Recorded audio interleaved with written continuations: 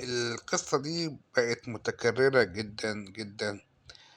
طبعًا الضغوط الاقتصادية على الناس تقيلة وكبيرة، وده يعني قد يكون أحد الأعذار، وده من أنا شخصيًا باعذر ناس كتير في هذه الأمور.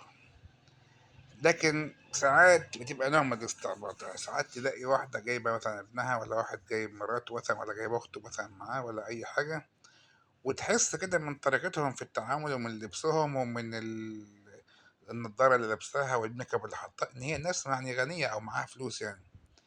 وتُفاجأ بيها تقول لك طب شوف لي الواد ده، طب شوف لي مش عارف إيه، طب قيس لي الضغط. فيعني هو أنت لمّا تروح تحلق عند حلاق، ينفع تاخد معاك ابنك تقول له احلق لي ده بالمرّة؟ ما بينفعش. لو جايب أي مهنة، لو جايز حاجة يعني واخد عربيتك للميكانيكي وشافها لك وصلّحها لك، هل ينفع تقول طب بُص على عربية صاحبي ما هو جاي معايا، أصلها بتزيّق، أي حاجة فيها زن، الكلام ده ما ينفعش.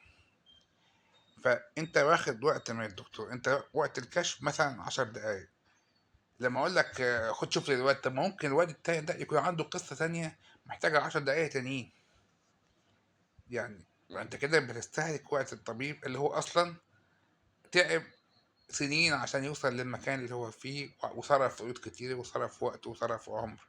ما هو برضه أنت ما تستحلش لنفسك إنك تاكل حق أو عرق الدكتور ببلاش، وبنوع من الإحراج. طب شوف لي الواد ده.